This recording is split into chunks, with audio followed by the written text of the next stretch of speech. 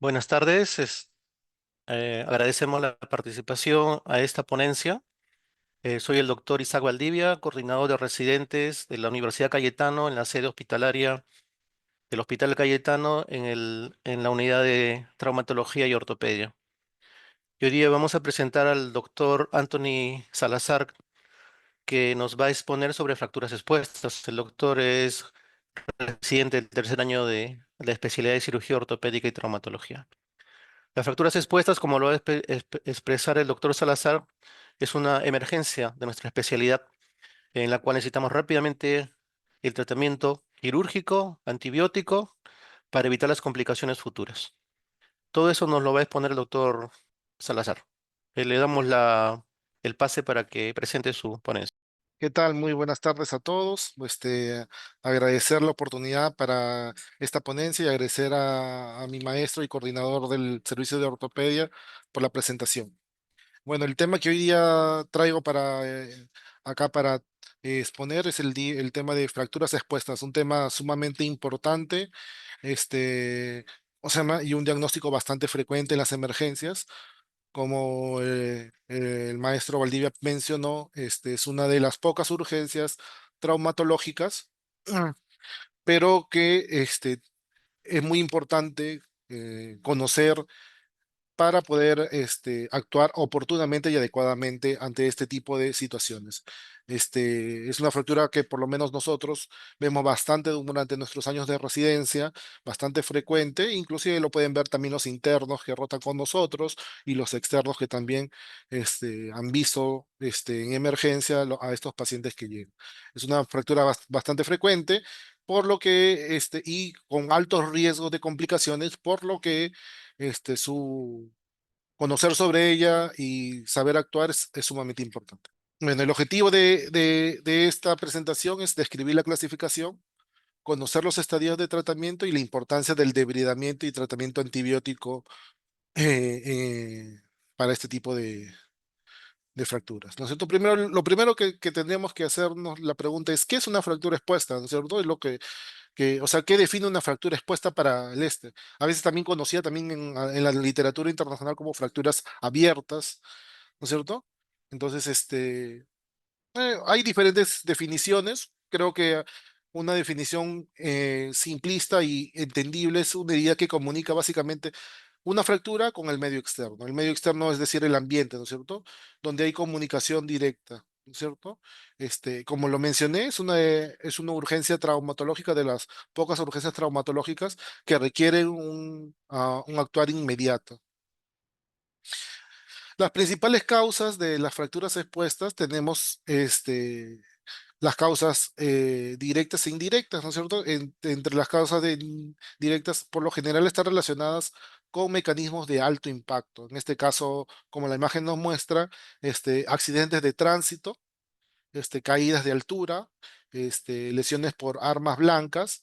También hay fracturas expuestas, lógicamente, por caídas que son menos frecuentes, donde básicamente el mecanismo, al contrario de la fractura expuesta, es que se produce de afuera para adentro. En este caso se produce muchas veces de adentro para afuera, sobre todo en mecanismos de baja intensidad, ¿no es cierto? Pero que está relacionada con pacientes con algún tipo de alteración en la densidad ósea.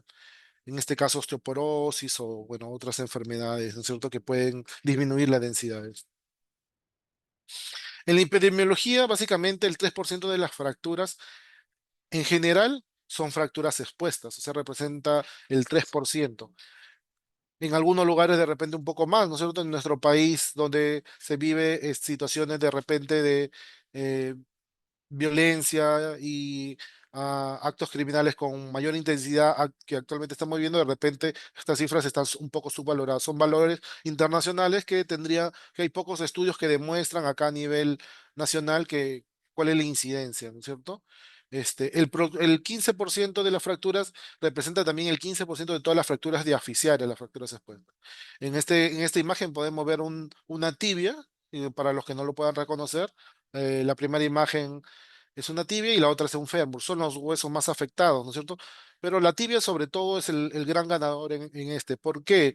Debido a que en su región anterior tiene poca densidad de tejido celular subcutáneo que cubre esta y hay un contacto muy cercano entre la piel y el estente. Por lo tanto, una lesión o una herida a nivel de la tibia o a nivel de la pierna, este, es muy probable, mayor riesgo de que sea una fractura expuesta debido a la poca masa blanda que hay y que pueda proteger directamente el hueso, sobre todo en la parte anterior. Nosotros ya en la parte posterior, este, hay un poco más de densidad que puede proteger. El fémur viene a ser también otro de los huesos más afectados, sobre todo en accidentes de alto impacto.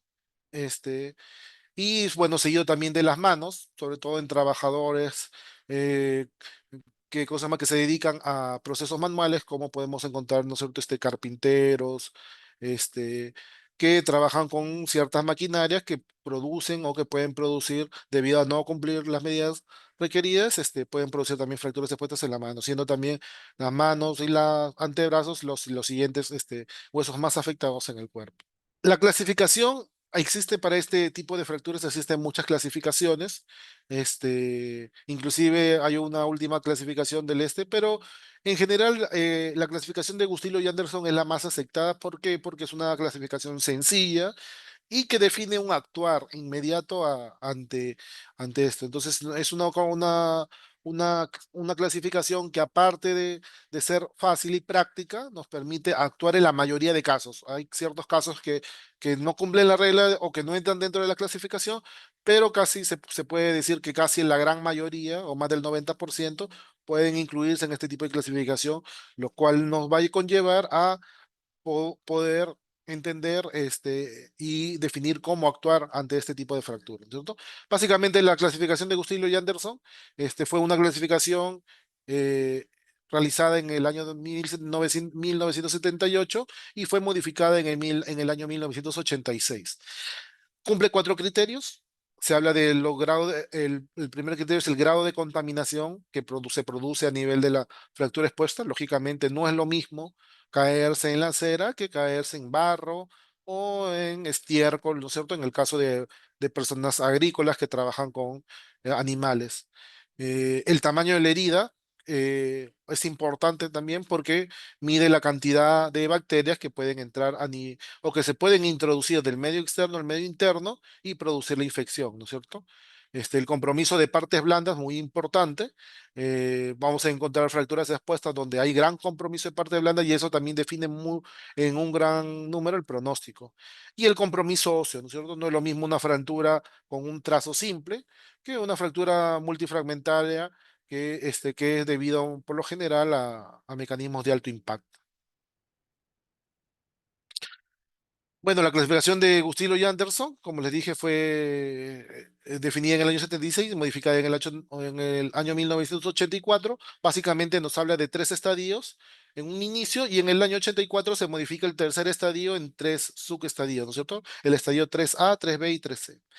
Bueno, donde el primer estadio básicamente es una herida limpia, que se habla, menor a 1 centímetro. Cada vez, bueno, el tamaño de la fractura va siendo menos importante en realidad. Se va tomando cada vez más valor a otras cosas, pero bueno, en general no cumple la regla para todos, pero bueno, entendamos que una fractura, una herida pequeña, limpia, y que puede es una herida que se clasificaría como uno, que es muy pocos casos, ¿no es cierto? Las fracturas expuestas de grado 2 son laceraciones mayores de 1 centímetro, se habla también menores de 10 centímetros. Bueno, como le menciono, el tamaño cada vez va siendo menos importante, pero en general son lesiones eh, sin colgajos ni abulsiones y que no generan gran daño y que no tienen mecanismos de alto impacto. El grado 3 básicamente son daños más graves de los tejidos blandos, también son heridas segmentarias o multifragmentarias, puede también generar amputaciones traumáticas, y es muy importante que en este caso se incluya heridas por armas de fuego que no cumplen la regla de ser mayores de 1 centímetro por lo general, este, muy, muy frecuentemente son menores de 1 centímetro, pero debido a que es una herida producida por un mecanismo de alto impacto, entonces ya de por sí, por eso lo podemos clasificar como grado 3. Y se subdivide básicamente en tres grados. Grado 3A, grado 3B y grado 3C. El grado 3A básicamente es donde básicamente hay una herida, una fractura expuesta por un gran impacto, pero hay cobertura del tejido, básicamente. A pesar de la contaminación y todo eso, podemos coberturar la zona y, como decir, en palabras simples, tapar la herida, ¿no es cierto? Que sería lo más simple. En el grado 3B ya existe un compromiso de las partes blandas que no nos permiten coberturar fácilmente o proteger la exposición del hueso.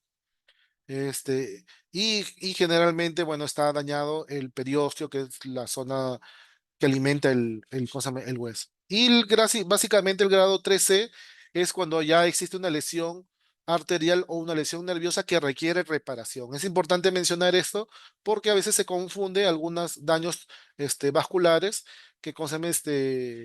Que se pueden ser reparados o que el ejemplo más claro podría ser el antebrazo, donde tenemos la arteria radial ¿cómo se llama? La arteria cubital, que básicamente nos unen y van a dar el arco palmar, y que si una arteria de ellas se lesiona, la otra puede cumplir en muchos casos este, eh, la función de la otra.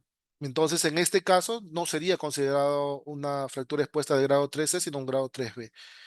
Entonces, hay que tener mucho cuidado para clasificar el grado 3C, que es básicamente una lesión arterial o nerviosa que requiere reparación quirúrgica inmediata en sala. Entonces, es por eso el grado más grave de esta clasificación. En la anamnesis es importante obtener, lógicamente, información sobre el mecanismo, la ubicación, el momento de la lesión. Los antecedentes psiquiátricos cada vez toman más importancia en la literatura debido a que van a conllevar muchas veces o pueden agravar el tipo. De por sí es un tipo de accidente o un tipo de lesión que puede alterar algún trastorno psiquiátrico, y por lo tanto, si tenemos pacientes con depresión o todo, es un predictor muy importante para medir complicaciones. Entonces es muy importante eh, definir si el paciente tiene algún trastorno psiquiátrico como depresión o abuso de sustancias, eh, porque esto también va a conllevar a complicaciones en el futuro, sobre todo en el tratamiento. En el examen físico, básicamente se está enfocado en evaluar el daño de los tejidos blandos, el tamaño de la naturaleza y bueno, definir básicamente el grado de Gustilo. No siempre que queden claro que la clasificación de Gustilo va a ser definida en un primer momento. Muchas veces esta clasificación puede ser definida en sala de operaciones, debido a que pueden haber ciertas circunstancias que conlleven a confusiones. Si existe preocupación de algún tipo de lesión o que nos impresiona una lesión vascular, es importante siempre tomar en cuenta el índice tobillo, que es una prueba bastante sencilla, donde básicamente medimos la presión a nivel de miembros superiores y miembros inferiores, y se hace una relación, una división entre ellas y ¿cómo se llama de la presión diastólica, donde la relación normal es mayor de 0,9. Si este valor es menor a 0,9, es muy importante valorar un compromiso vascular. Entonces, hay que tomar en cuenta, es una prueba fácil y sencilla de realizar en el examen físico. Las pruebas de carga salina, a veces tenemos dudas porque tenemos una fractura, un ejemplo, una fractura de rótula, y la herida puede estar un poco más elevada, un poco más inferior, y no sabemos si hay compromiso de la articulación. Sabemos que la articulación es una zona aséptica que básicamente, si algún germen entra, pues puede generar graves complicaciones, que es la artritis séptica, otra emergencia traumatológica y con bastantes secuelas post por la enfermedad, ¿no es cierto? Entonces, a veces queda duda, ¿no es cierto? Entonces, se describe en la literatura una prueba de carga salina que básicamente consiste en, a nivel de la articulación, introducir cloruro de sodio, 150 milímetros. Se menciona en la literatura que tiene una especificidad del 90%, y cuando inclusive se aumenta esta solución a 170, 190, tiene una sensibilidad de 99%. Introduciendo, si vemos que el cloruro sale por la zona de la herida, que está a cierta distancia que nos generaba dudas, entonces evidentemente es una fractura expuesta.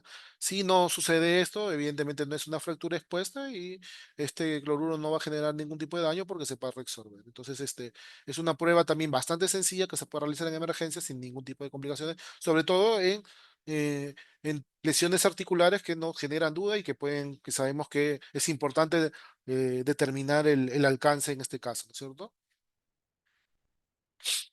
Dentro de los exámenes complementarios para este tipo de diagnósticos tenemos la radiografía, la tomografía, la ecografía, las angiografías, los exámenes serológicos, básicamente.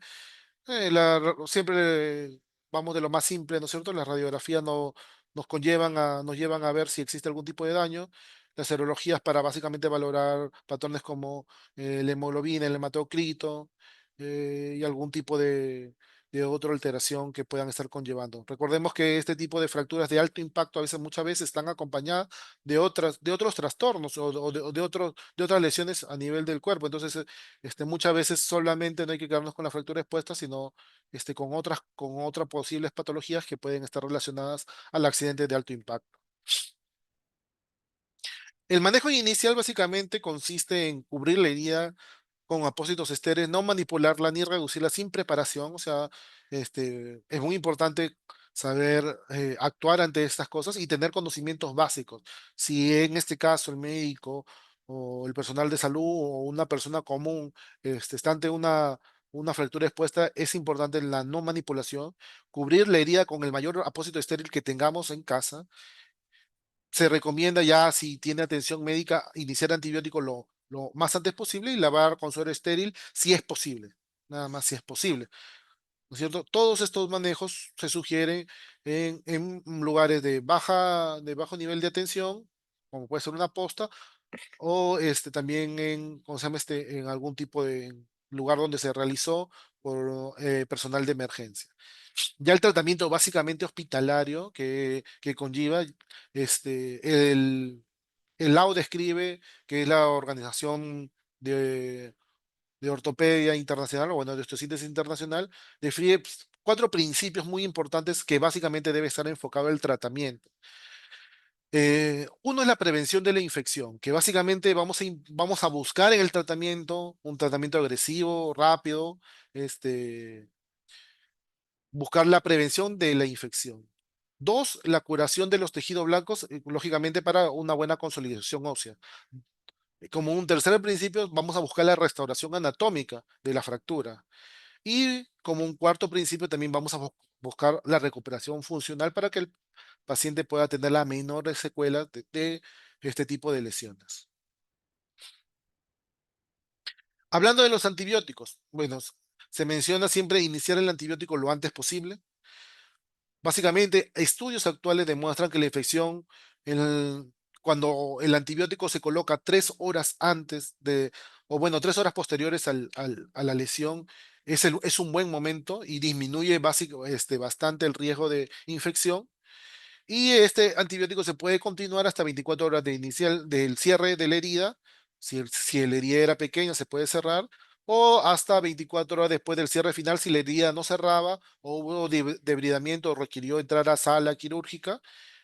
Y continuar hasta 48 para heridas de tipo 3, ¿no es cierto? Clasificadas de tipo 3.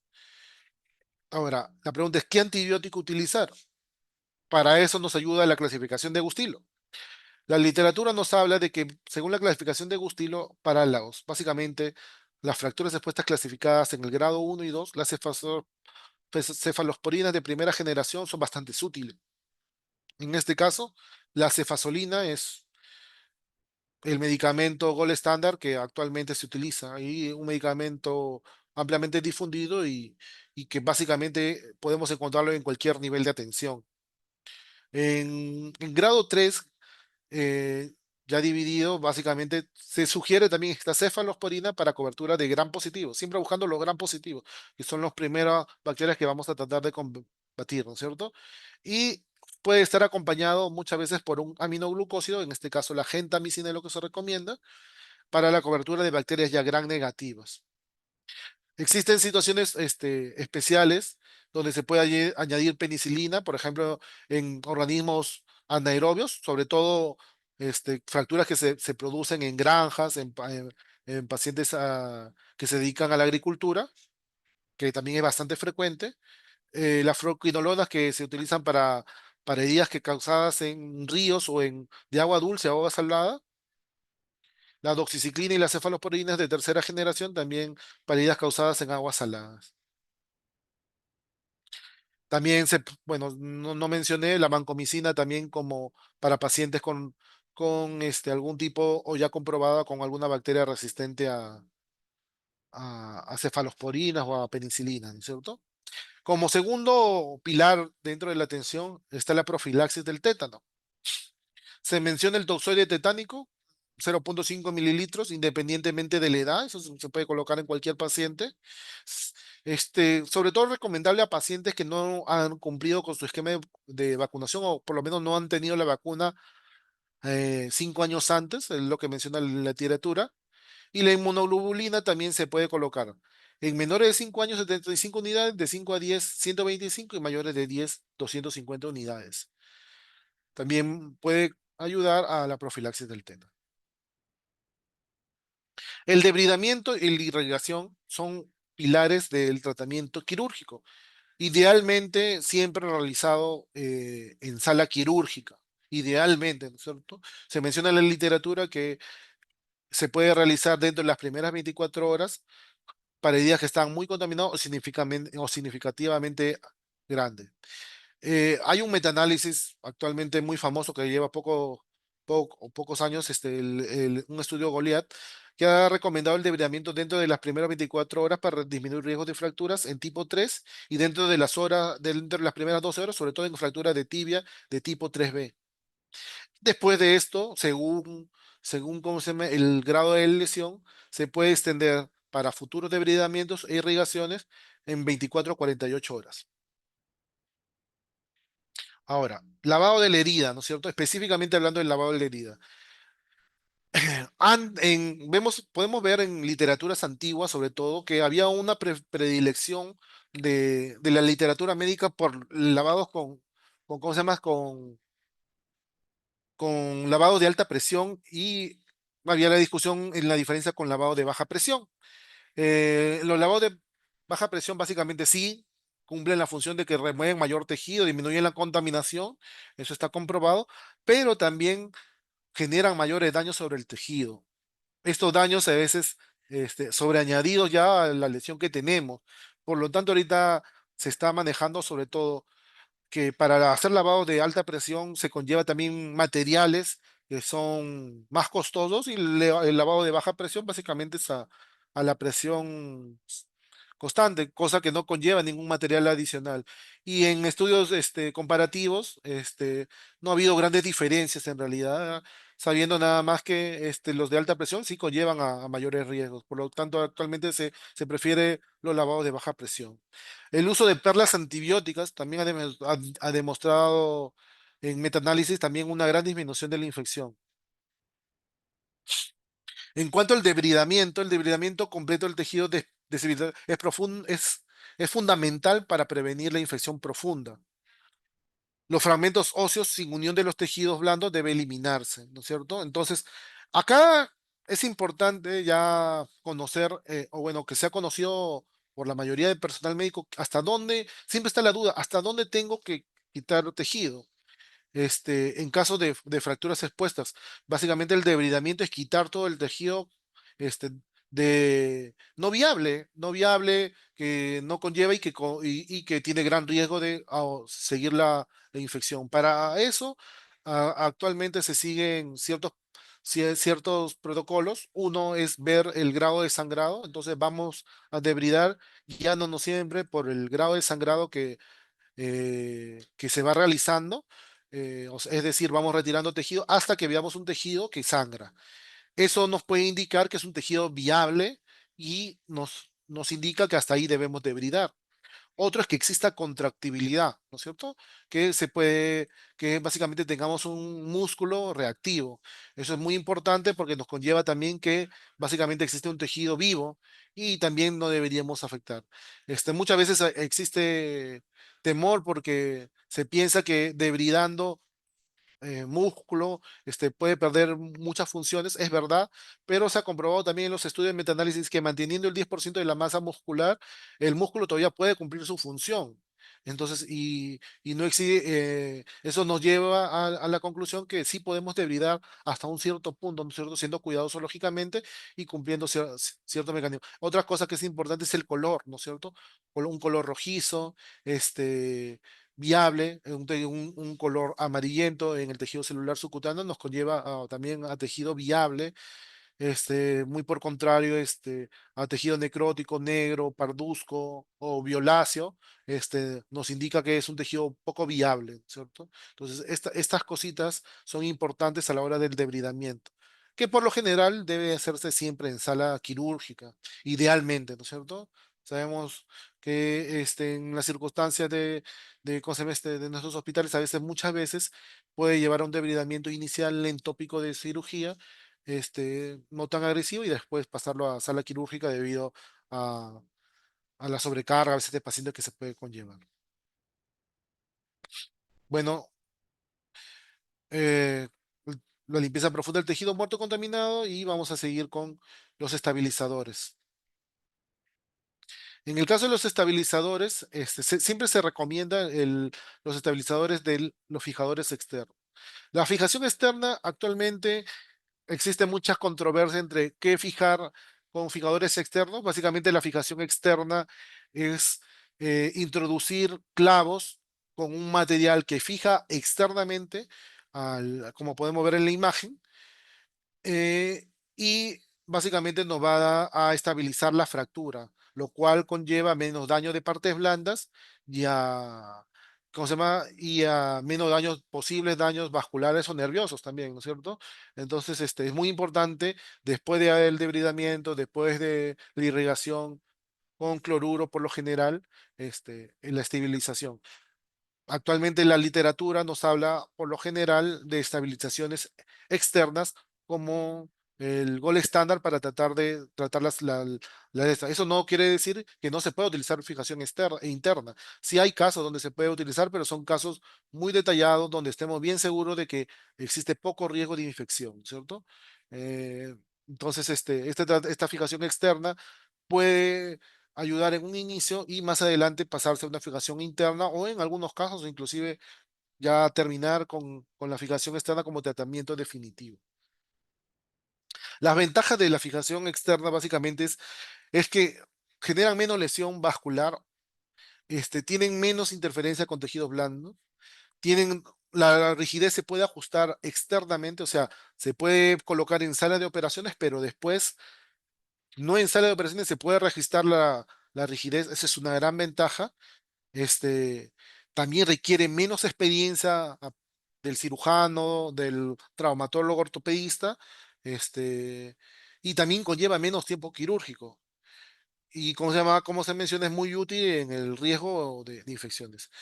Las desventajas son las que visiblemente vemos que es incómodo, es muy difícil de tolerar en algunos pacientes, requiere cuidados meticulosos de la piel, sobre todo por la entrada de los clavos externamente, donde puede introducir algún tipo de infección, para eso hay que llevar una limpieza exhaustiva de las zonas de la introducción de estos clavos y requiere colaboración del paciente para no alterar el manejo, ¿no es cierto? Acá muestro un caso de un paciente varón de 42 años de edad que llegó a nuestro servicio con una visible fractura expuesta de tibia, la fractura más frecuente. Como podemos ver, es un tipo de fractura multifragmentaria que afectó tanto tibia como peroné. En este caso, bueno, este tipo de fracturas es en la zona de la pierna donde afecta a ambos huesos. Conlleva una estabilización principalmente de la tibia, ya que el peroné es un hueso simplemente que acompaña y que sirve para la rotación, pero no genera estabilidad. Entonces, la estabilidad siempre va a estar dada por la tibia, entonces es el hueso básicamente que nos encargamos Y en este caso, además, inclusive la exposición es directamente de la tibia, como se puede mostrar en la foto. Fue tratado en sala de operaciones en menos de 24 horas y se colocó un fijador externo, como podemos ver acá. Y como se ve donde se logró una alineación adecuada de la fractura con una cirugía rápida, una limpieza y, bueno, buenos resultados para el paciente. La cobertura de parte blanda también es importante, la cobertura temprana. Bueno, lógicamente va a depender del daño de parte blanda, ¿no es cierto? Se habla que de colgajos para tratar de coberturar lesiones en menos de 7 días, porque cuando es mayor a 7 días existe un mayor riesgo de infección. ¿No es cierto? Se dice que aumenta un 16% cada día después de los 7 días. Los primeros estudios demostraron un aumento de infección con retraso mayor a 72 horas. Sin embargo, el estudio reciente no respaldan este hallazgo. Las claves para el éxito del manejo básicamente es el tiempo, un tiempo como nos hemos dado cuenta durante la charla. Actuar rápido nos puede llevar a salvar el hueso y la fractura, ¿no es cierto? Antibiótico, limpieza y cirugía oportuna también nos pueden ayudar a dar buenos pronósticos al paciente. Requiere trabajo en equipo de traumatólogos ortopedistas, plásticos y vasculares, ¿no es cierto? Sobre todo para manejar algunas complicaciones en el caso de efectos cutáneos y en el daño, en el efecto de daño vascular, ¿no es cierto? Para buscar soluciones. Las complicaciones muy conocidas de las fracturas expuestas básicamente son la infección de la herida, eh, la producción de síndrome compartimental. Es importante siempre resaltar que las fracturas expuestas, a pesar de que se piensa que hay apertura o algo, pueden generar síndrome compartimentales.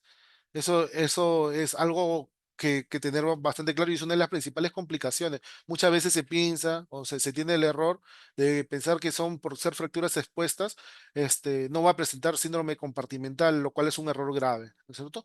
Nos puede llevar también a no uniones o pseudoartrosis conocidas.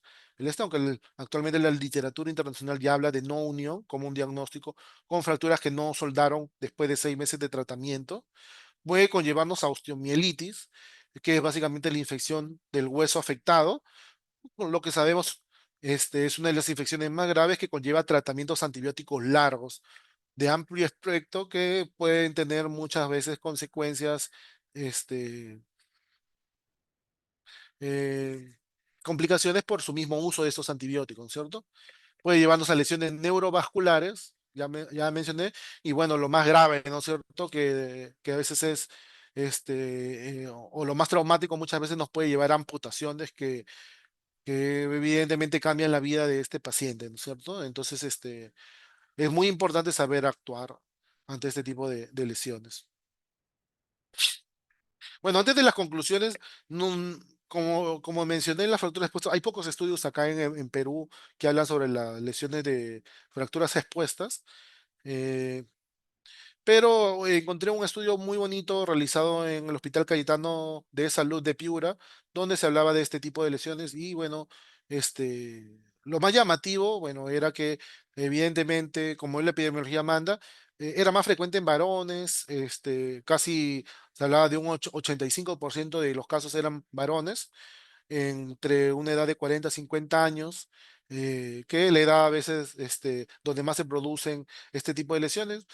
¿Por qué? Porque de repente hay mayor accesibilidad a algún tipo de vehículo o a trabajos, en la edad eh, de mayor etapa de trabajo. Entonces, es el grupo que más afectaba, pero lo que más llamaba la atención de este grupo era el grado de hospitalización o el grado de la cantidad de días que se demoraba en los pacientes en entrar ¿cómo se llama?